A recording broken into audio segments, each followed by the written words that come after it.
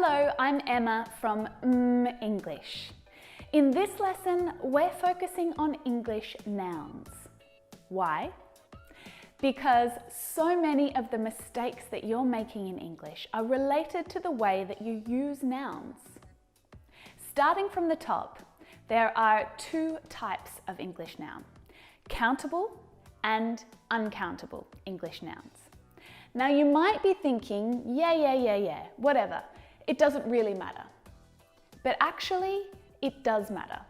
It really does, for a whole lot of reasons.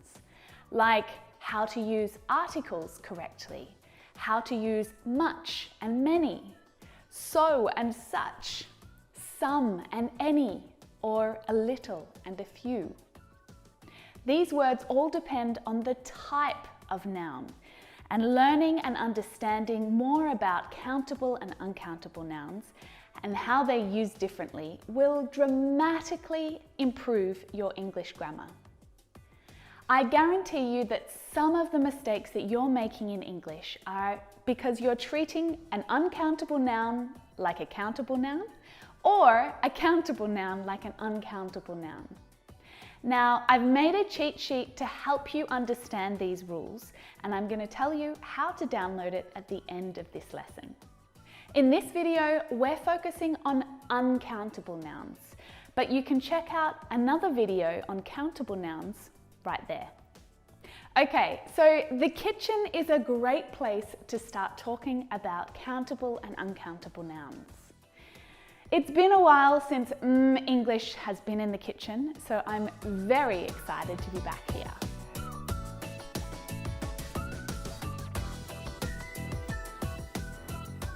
The easiest way to remember uncountable nouns is to think about nouns that are difficult to count. Things like liquids, water, or wine. Gases, the air, or powders like flour, or things like electricity, money, or abstract nouns like happiness, motivation, and luck.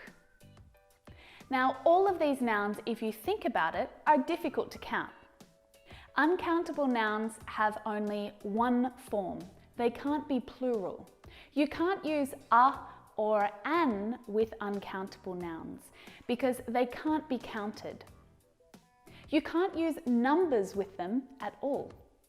We can't say, I need a milk or give me 3 monies. But you can use some with uncountable nouns, and that just means an amount, but not a specific amount. Can you get some rice from the supermarket for me? We can also use uncountable nouns without some. Can you get rice from the supermarket for me? Perfectly okay as well. For example, to make pancakes, I need to have some flour, I need to have some sugar, some water, and maybe even some maple syrup. All of these nouns are uncountable, but we do need a way to quantify these nouns. Especially when you're cooking in the kitchen, we need to know how much to use. And that's easy to do when you're talking about countable nouns, like a lemon or an apple.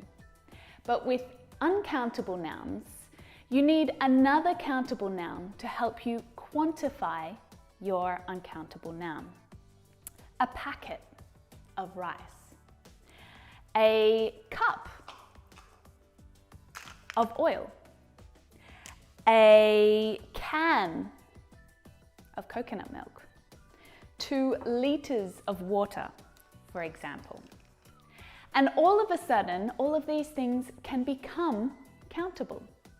Notice how I was using an article with all of those nouns. Now, this is all great in the kitchen, but what about outside of the kitchen?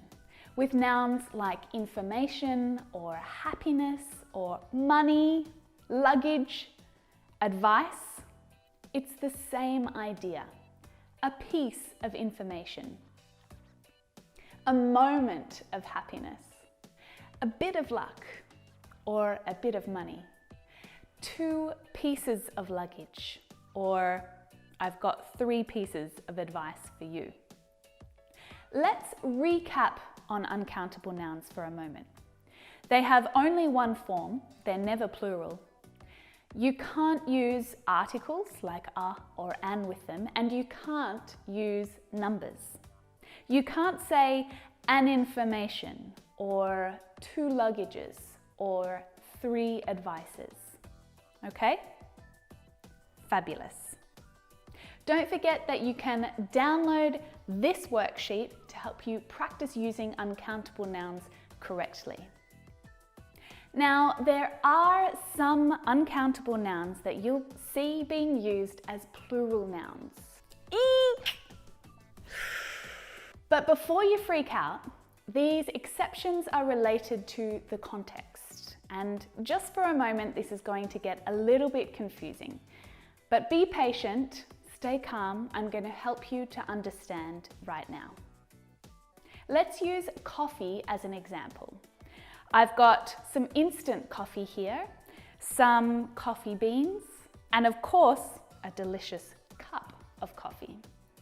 Now, the liquid is uncountable, and so is the powder that's in instant coffee. Now, you can count the beans, but that's less common.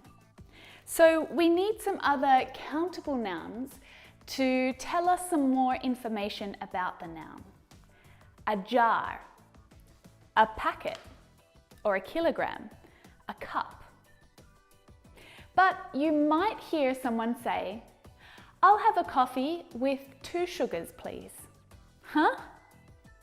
Coffee and sugar are both uncountable. How can that be?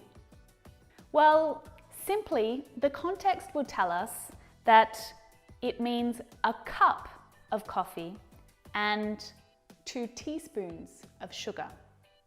The same if someone said, "We'll take 3 waters." It means 3 bottles of water or 3 glasses of water. So how do you know if a noun is countable or uncountable? It's easy. In the dictionary, when you look up this word, you'll see a U or a C next to that noun. It will tell you if it's countable or uncountable. And instantly, you'll know how you can use this noun, especially once you download the worksheet that's going to help you. It's really important because remember, there's lots of different words that you can use in English with uncountable nouns that you can't use with countable nouns. There's a little water in my cup. There's a few waters in my cup. There's too much information. There's too many informations. So it's really important that you're using the correct English word with these nouns. Now, before I finish, I want to tell you some of the biggest mistakes that I see with uncountable nouns in English. Advice, knowledge, information, news, luggage, equipment, and furniture. These are all uncountable nouns. They have only one form. So that's it for this lesson. I hope that you're feeling a little more confident with uncountable nouns now. Remember that you can watch the countable nouns lesson right here. Make sure that you subscribe to my channel so that you never miss a lesson. There's a couple more lessons in this playlist that you might enjoy too. That's it for now, but I will see you again very soon. Bye!